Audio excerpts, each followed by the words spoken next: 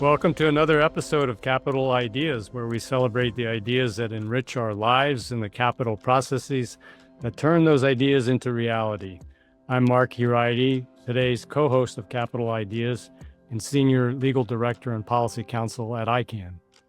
And I'm Dara Albright, and I am the co-host of Capital Ideas and a very proud board member of ICANN. And today we are joined by Mohit Bhansali, who's the founder and CEO of EquiDeFi, a platform powering modern private and public company raises.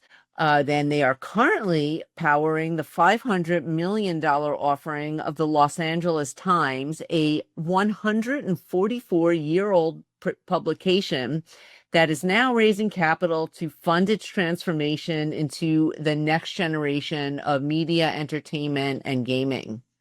And Mo joins us today to discuss how this transaction illustrates both the promise and the pain points of modern private capital formation and really what it reveals about the changing face of investor access and innovation. So Mo, thank you so much for joining us today. Thank you so much, Mark and Dara. I really appreciate being on. Love what you guys do for investor advocacy, and it's great to be on. Well, we're going to dive right in, and I guess first I want to say congratulations. You know, this is a huge deal, and we're excited to learn more about it. We had your colleague on, Mark Alenowitz of Digital Offering, a couple of months back, as past spring, actually, right after the completion of the successful Newsmax IPO. And I really find it fascinating. I love how media companies are becoming the poster children for community capital raises, if you will. And I'd love to get your input on that and how you see media's role in particular in shaping the capital formation of the future.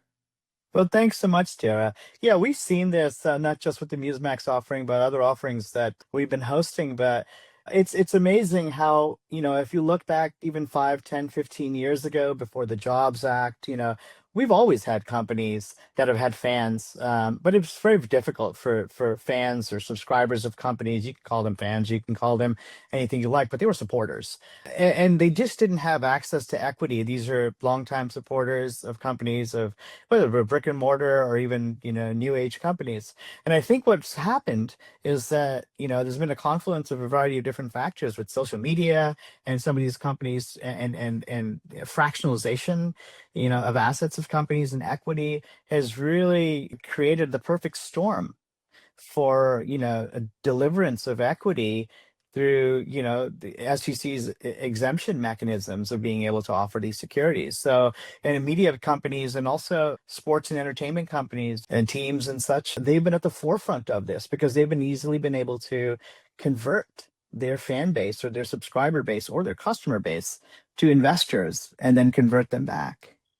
Yes. In addition to the technology advances in communication and culture that you mentioned, particularly right now, we're in this environment of deregulation of the capital markets. People are talking a lot about kind of opening up the private investment to retail investors to provide access to earlier stage returns and diversification from the public markets, which is shrinking.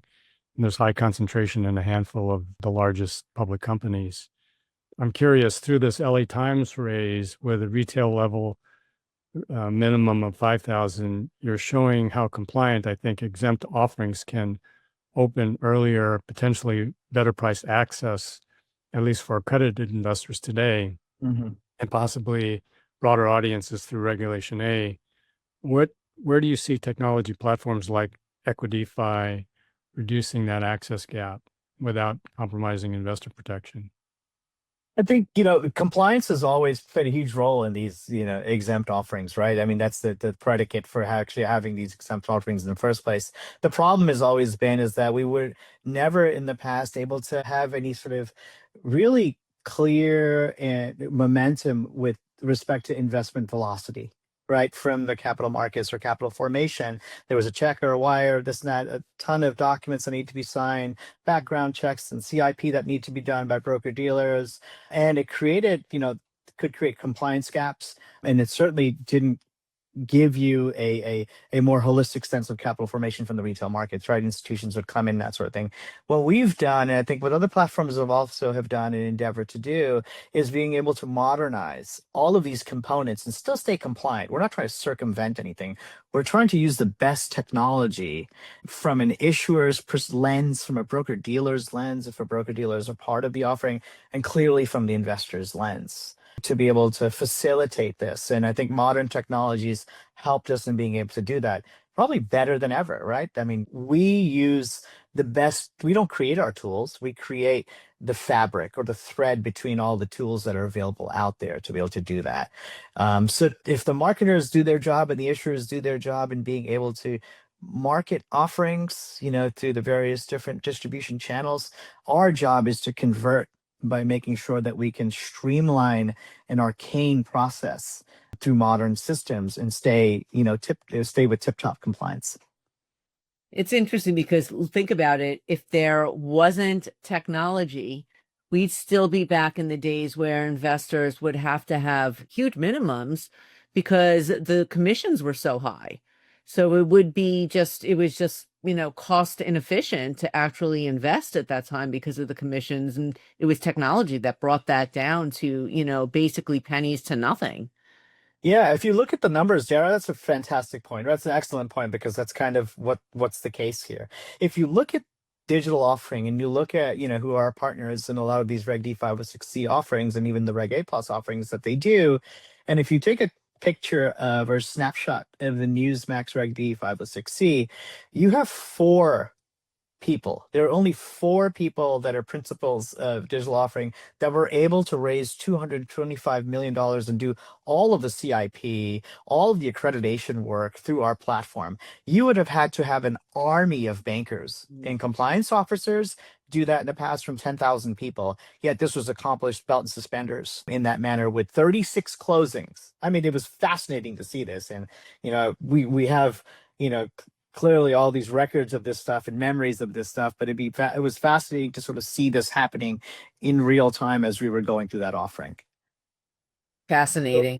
It sounds like, Mo, that you essentially provide the tools necessary for issuers to sell securities in unregistered private placements and be compliant using your technology tools.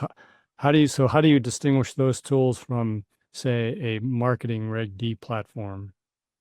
Oh, that's another great question. So we're not a marketing firm. And what we've done is we've essentially said, hey, look, we're not going to charge any sales-based commissions because we're not a broker dealer. However, we're going to put in sort of an orchestrated manner or a serial manner in the way the broker dealer or an issuer views a transaction in terms of components. What does that mean? So you need to have an indicated interest of what you're going to invest. You need to, qualify your lead if they're accredited. How do you check for accreditation? You need to make sure that your documentation is proper. You have good paper, good digital paper with all the information in there. You need to make sure you're doing your CIP work that brokers need to do in terms of making sure that there's suitability of that investor. So we've basically we're just, it's a better mousetrap than the traditional mousetrap. So, and brokers are invited to use the platform in as much as investors or issuers are invited to use the platform. So that's kind of what we've done. And we've left it up to that community to use the platform to their benefit so that they can raise with a good amount of velocity through the retail community. How does your platform then use that technology to not only allow the minimums, but also to strengthen that bond between the issuer and the investors to create even, longer term holders? Yeah, it's a great question. So the nice thing about the platform is that there are communications tools in there for the issuer to interact with those investors, and issuers obviously have access to all the information that the investors put in, right, for their, not just for their intent, their investment intent or subscription intent, but information in terms of where they're from, demographic information. So issuers are able to better curate their message based on investors that are coming in. Now, one thing that's interesting about the platform is that on the 506C side, clearly there's an accreditation threshold that has to be met, right? And I think one of the things that issuers understand is that, okay, and that's part of the fabric or the nature of 506C offerings, is that there's a higher ticket price for that coming in at $5,000, that sort of thing. So, issuers also understand that, okay, we have this accredited funnel. So, we have these types of investors that are high ticket investors. So they really have a good composite picture of who their customers are, who their investors are from the get-go. So, and this is all about information, right? Now, if you think about, media companies, right, like LA Times or like Newsmax, they're used to information. They're used to demographic information about their customers. They're used to, advertisers coming in and looking at that cross-section of, hey, where should we be advertising? Where is it going to have the most impact? In the same manner, platforms like ours are able to do the same thing for issuers. Hey, instead of the advertising side, which investors are investing, how much are they investing, where are they coming from, where could we add more value for them, and give them a thank you for their investment, how can we do that? So I think that it really enhances that process for them also. So there was also a recent executive order that you may have seen that was signed last month, August, well, 2 months ago now, August 7th. And it essentially opens up 401ks to basically to all types of different alternative assets, direct investments into private equity, private debt deals. So my question to you is, do you, especially with these $5,000 minimums, which I think is great, because if you think about it, for a typical accredited investor to get involved in like a hedge fund or, a private equity deal, in many cases, a lot of those minimums could be anywhere from $50,000 to That's correct. the millions. So, my question to you is, where do we go now with once we have retail investors being able to access this at a lower price, but also now have a regulatory landscape that opens up the opportunity for retail investors to use their retirement dollars to actually invest in these type of deals? I would be curious to see, are we going to see a lot more retail retirement capital coming into the alternative asset space? Yeah, I think you will see that. I think some of it's already happening with IRAs, right? So self-directed IRAs, we've seen, numerous self-directed IRAs like Alta's platform and some other platforms that are out there invest through the IRA into the platform, right? So we've seen that we have visibility onto that. And I think 401ks, similarly, you'll see a lot of, I think you'll probably see some inertia from that side as well. And I think there's a lot of boomer capital that's out there also, that's waiting to be deployed. And some of this, it was very interestingly, came to light during the Newsmax Reg D offering. And here's why. And I think you'll find this data point very interesting. And for something that you already know, it's sort of the gorilla in the room. So as you're aware, accreditation thresholds are income and asset thresholds. And the asset thresholds are exempt from your primary home, that you have to have a certain amount of asset value. And then, of course, income is 200,000 over the last 2 tax years, 300 joint. In a Newsmax deal, we saw so many rejections for accreditation, meaning investors that thought they were accredited but were not accredited because they were trying to use their 401ks or IRAs to invest. But what had ended up happening was they didn't meet the threshold. Why? Because there were a lot of retirees that were in Florida. There were a lot of retirees that were in Texas that could not meet the income threshold, because as a retiree, what you're perhaps making on a year-over-year basis doesn't meet that threshold. And their assets, if you're in Florida, your primary home, it might be several millions of dollars, but it's not counted in your asset qualification for accredited investor. We saw a lot of that. We have a lot of data on that. And I thought that was fascinating, sad, but fascinating to see something like that. And these are the folks that wanted to invest through their 401ks or through their IRAs and such like that. And then they couldn't because they couldn't meet that threshold. But I think, to your point, as I've been belaboring it, we are going to see, I think this is the part of the democratization, right? We are going to see more of these investment vehicles, more touch points with respect to investors' abilities to invest, not just from their bank accounts or their corporate accounts, but also through their retirement accounts.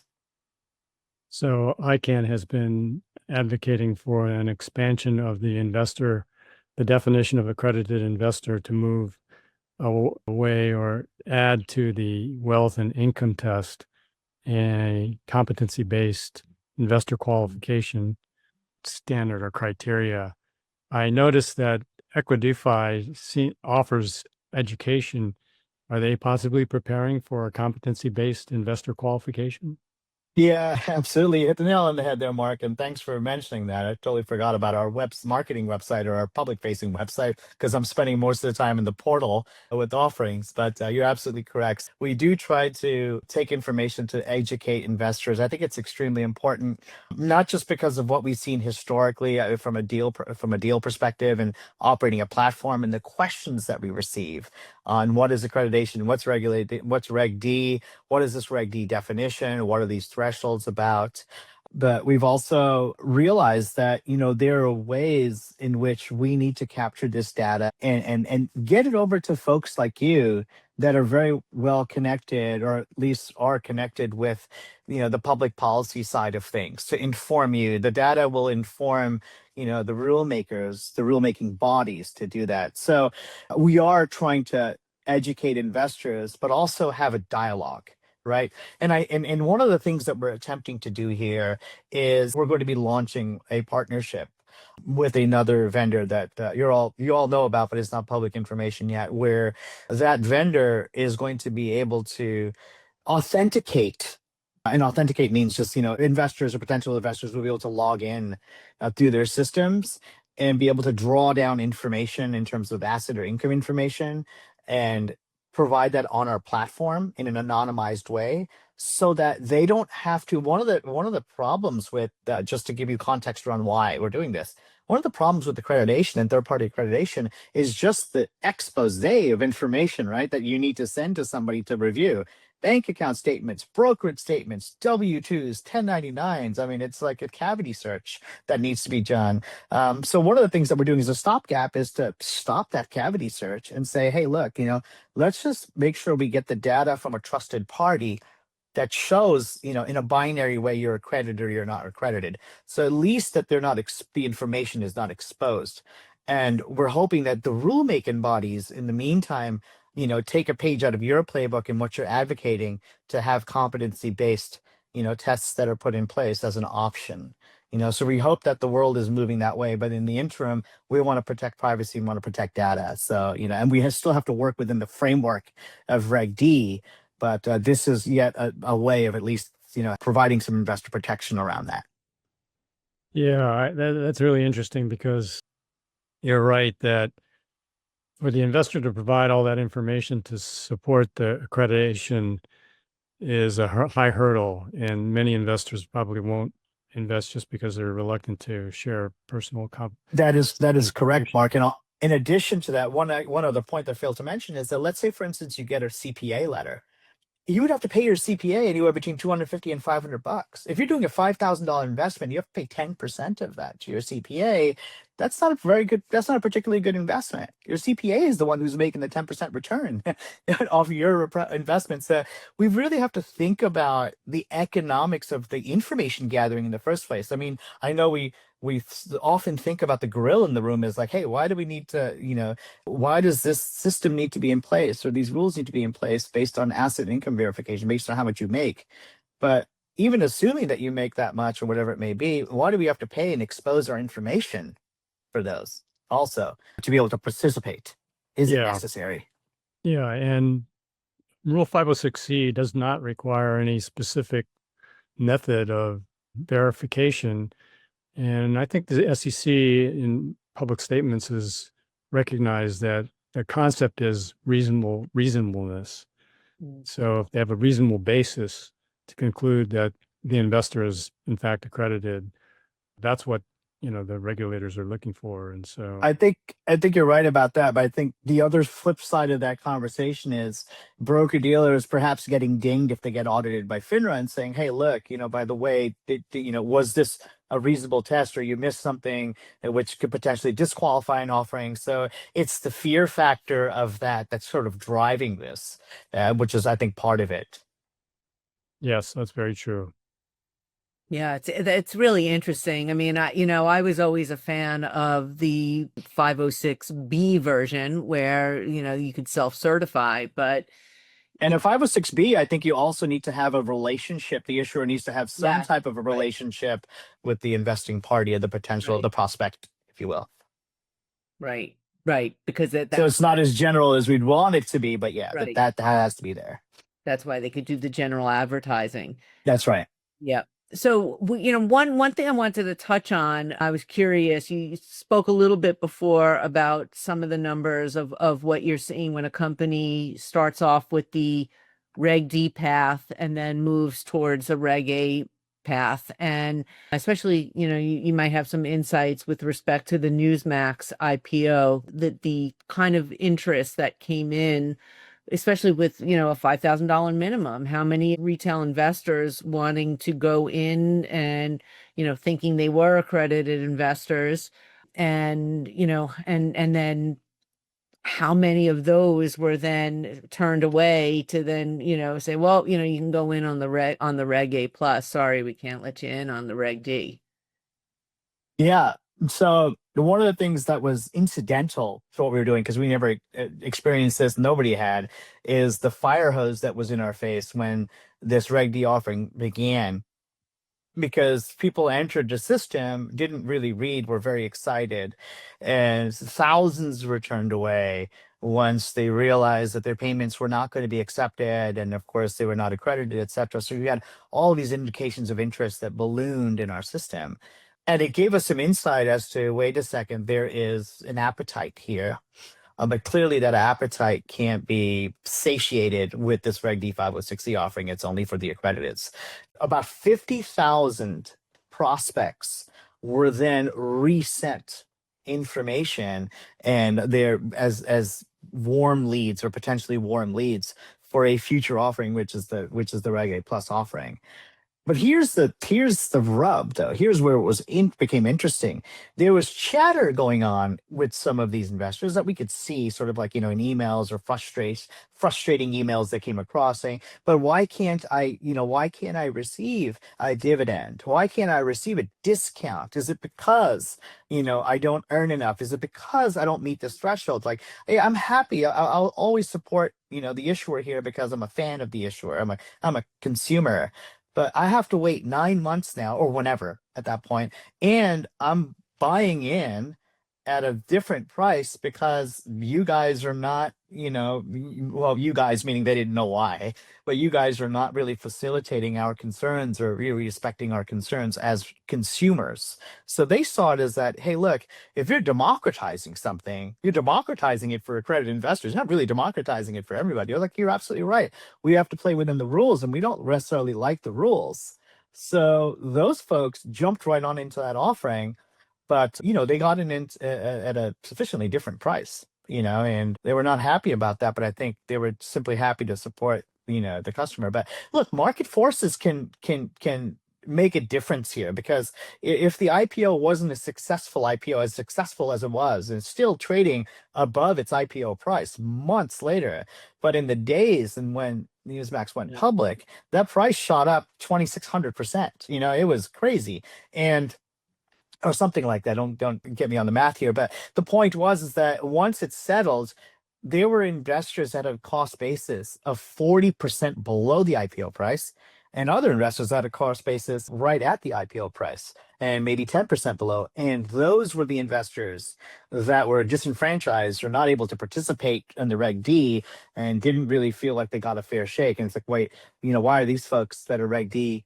preferred investors coming in at a cost basis of $7 when it's IPOing at 10, and I'm coming in at 10, etc. So we saw a lot of chatter there.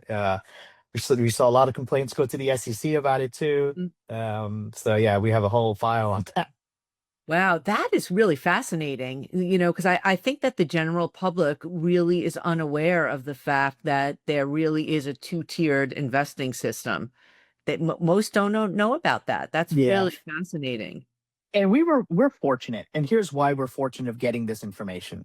It's because you would think that, wait a second, Mo, what do you have to do with the IPO? Didn't you guys just wrap up your Reg D and then how are you getting visibility into this on the IPO? Like, you guys are done. EquiDeFi is done. The reason why is because our sister company is an SEC registered transfer agent. So the transfer agent takes the handoff from the Reg D offering. The transfer agent takes the handoff. This is for cap table continuity, right? The transfer agent takes in, for senior changes, they take the handoff from the Reg A Plus offering from Dealmaker. So now we have all of this data. We take the company public on the big board, and then we start getting messages from investors, which is or shareholders now. And they're saying, hey, wait, well, how come I didn't get this or that? So we see the grievances come in then. So we're fortunate to be on both bookends of the private placement, right? On the one side of the investment, top of the funnel, bottom of the funnel, securities issuance. And think about this too, because now even with the LA Times offering, I mean, it's it's for the accredited investor that's coming in on the Reg D, they're getting a 25% discount to whatever the Reg A price is going to be. Correct. Plus, I think it was a 7% and a 7% dividend that accrues, yes, right? Over the whole time. So you could have a 7% dividend that could accrue over 9 months, and that'll convert to more common shares for you, right? At the price of the IPO. Now that's fantastic. Could be a fantastic deal for any accredited investors coming in, but a non-accredited investor doesn't even have a chance. Yeah. Zero. And we're likely as the LA Times Media Group, which is the name of the issuer here. It's a conglomerate, and once they start their marketing campaign, which actually should be tonight, it should be a massive marketing campaign that launches. The issuer just went live with their announcement just a few days ago, but we will probably see a lot more of this again, happening, over the course of the next several days, weeks, months, depending on how the offerings. So we'll be keeping our eye out and have a watchful eye on sort of the qualitative and quantitative data with respect to that. Do you think we'll hopefully be able to, provide you with some more information for investor advocacy? I'm sorry, Mark. Apologize. No, I was gonna ask you, Mo, if you think that this structure, kind of a pre-IPO Reg D private placement followed by IPO under Regulation A, because the interesting thing to me is that Regulation A is kind of a quasi-public offering. It's not a registered offering. So consequently, the rules applying to a registered public offering don't apply because it's an exempt offering for Regulation A. So for example, there's test the waters provisions that would run a traditional IPO issuer into trouble with gun jumping or communications prior to delivering a statutory prospectus that you don't have with Reg A offerings. Do you foresee more IPOs structured this way, where there's a offering to accredited investors an opportunity to invest in a pre-IPO followed immediately by a Reg A IPO, even though the Reg A IPO is actually smaller than the 506 it's still the Reg A Plus offering still acts as a firm commitment, and this is squarely out of the digital offering playbook. And they've done this, and they've been able to sort of market the Reg A Plus IPOs, and then be able to sort of take the company public onto a senior exchange immediately, provide an immediate liquidity event. Whereas the Reg D folks that were involved prior, who received sort of like the preferred incentives and some of the other discount incentives, there's still a resale registration statement or registration statement that needs to be filed. Right. So once that registration rights, they have registration rights. That's correct. So, but it's up until the effectiveness of the registration statement where they can, create a liquidity event for themselves to the extent that they need to. Reg A Plus shareholders, or Reg A Plus investors rather, would be able to trade immediately. Their shares are free and clear, and of course they're qualified, so they're registered shares. So you've got that right, Mark. So this is it's clearly a digital offering playbook. I'm not sure how they do it. There's some special sauce in there somewhere where they're able to do some of this stuff. And then a bit out of scope, but also sort of connected here is that as a transfer agent, we've never seen anything like this. The transfer agents, traditionally, not to take the conversation in that direction, but it actually does connect with our topics on Reg A Plus and accredited investors and investors becoming shareholders, and how do we help them through the private placement life cycle to liquidity, right? And transfer agents traditionally never had a function really of servicing shareholders at this scale, right? It's the transfer agents typically deal with broker dealers. They typically deal with a lot of issuer functions. CD. Yeah. And now handling 25, 35, 50,000 shareholders that are screaming to get out of securities when transfer agents are not equipped like broker dealers to ACAT shares across. We're really looking to DTC to up the game on DRS transfers and, some of the modernization that DTC is going through, which we're on very close watch with and speaking with, on a constant basis to be able to facilitate that as well. So this is all for the enrichment and assistance to that investor or shareholder. Well, that's interesting. That actually leads right into my next question, is really the role that blockchain may play in all of this, with help with facilitating that, tokenizing cap tables, smart contracts. I mean, is this where the future is headed? I think this is where the future is headed. I think, one of the roadblocks that have been there with ATSs and sort of, a blockchain environment where transfers can occur seamlessly, frictionlessly, where cap table management and also recording and settlement of securities at T0 or T instant can happen immediately. That is all there. The real issue with blockchain at a settlement level, meaning the settling of securities, the problem really occurs in liquidity, right?